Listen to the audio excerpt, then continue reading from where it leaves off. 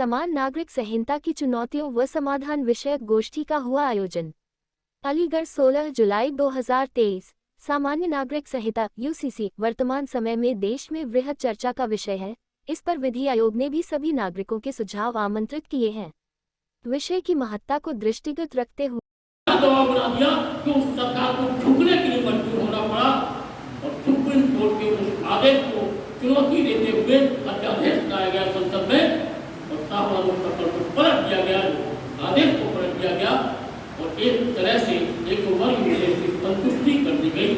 विरुद्ध थी, उनके कानून में बुलाया उसका देने की कोई प्रावधान नहीं था, इसलिए एक वर्ग विशेष उठ खड़ा हुआ इसके विरोध में कि हम इस महिला को राजनीतिक स्वार्थ के कारण कहीं न कहीं विखंडित हुआ और ये विखंडन आजादी के बाद से ही।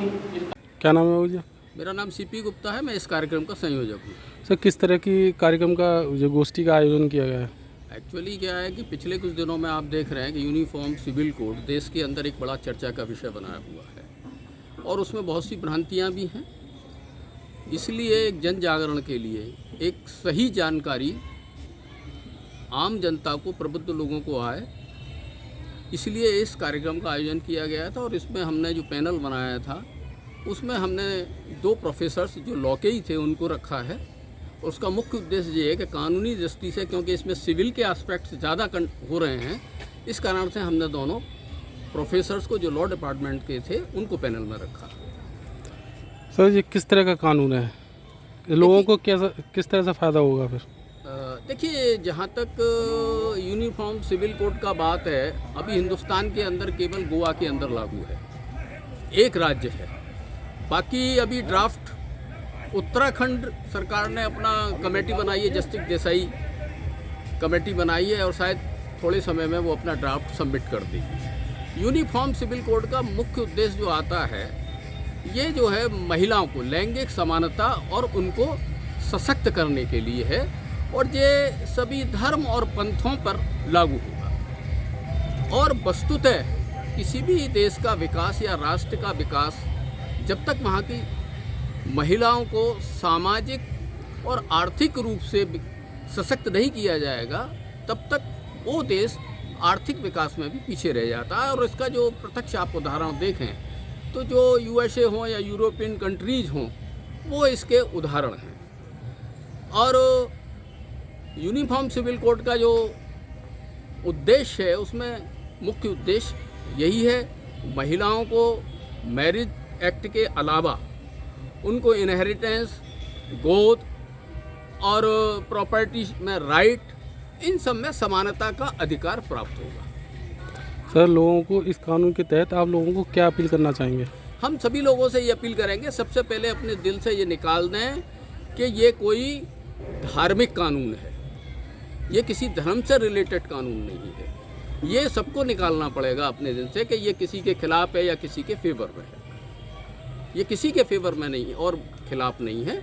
अगर आप गोवा के यूसीसी को लेके जाएं, अभी भ्रांतियाँ ये फैलाई जाती हैं कि साहब आप जो है हमें मस्जिद नहीं, नमाज नहीं पढ़ने देंगे। जो गोवा के अंदर तो सबसे बड़ी जो आबादी है वो क्रिश्चियंस की है, उसके बाद क्या वहाँ पर मस्जिद में लोग नमाज नहीं पढ़ते या मंदिर में पूजा नहीं करते या गुरुद्वारे में पूजा नहीं करते या उनके जो विवाह शादी होते हैं उसमें कोई दखलंदाजी नहीं।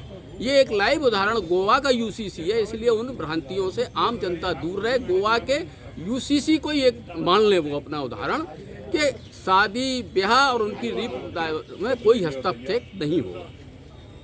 मेरा नाम ज्ञानेंद्र मिश्रा है। सर, आज किस तरह की गोष्ठी का आयोजन किया है? आज हम लोगों ने यहाँ महेश्वरी इंटर कॉलेज में एक समान नागरिक संहिता विषय पर एक गोष्ठी का आयोजन किया है। जोर से बोलो। क्योंकि समान नागरिक संहिता एक देश में एक ऐसा विषय है जिस पर पूरे देश में चर्चा हो रही है। लॉ कमीशन ने भी पूरे देश के लोगों से सुझाव मांगे हैं और अभी 29 जुलाई तक लोग अपने अपने सुझाव उसमें दे रहे हैं। तो ऐसे में जो चर्चा चल रही है कि समान नागरिक संहिता क्या है, इसकी क्या चुनौतियां हैं, क्या उनके समाधान निकलेंगे और किस प्रकार से ये लागू होगी, इस विषय पर हमने एक विचार गोष्ठी रखी है, जहां अलीगढ़ में सभी प्रबुद्ध जनों को आमंत्रित किया है कि और वो अपने विचार रख रहे हैं और किस प्रकार से एक समान नागरिक संहिता एक देश को एक कानून, एक विधान जिस प्रकार से है उस प्रकार से एक कानून जो कि पर्सनल लॉज से संबंधित होगा उसको देने में कामयाब होगी, उस पर एक चर्चा का आयोजन किया गया है। सर किस तरह का कानून होगा जी जिससे लोगों को फ़ायदा हो? देखिए, ये जो समान नागरिक संहिता है इसमें जिस प्रकार से चर्चा चल रही है कि जो पर्सनल लॉज हैं जिसमें चाहे विवाह के मामले हों, तलाक के मामले हों, बालकों को गोद लेने के मामले हों, और जो सक्सेशन है हमारा, हमें जो अपने परिवार से जो संपत्ति अर्जित करते हैं हम, उसके मामले हों, उन सब में एक समानता, एक रूपता लाएंगे ये कानून। इसलिए जो देश के अलग अलग रहने वाले धर्म के लोग हैं उनको सभी को एक साथ एक ही कानून के तहत लाया जाएगा। ये इस समान नागरिक संहिता का विषय है। सर इसके लिए लोगों को क्या अपील करना चाहेंगे आप?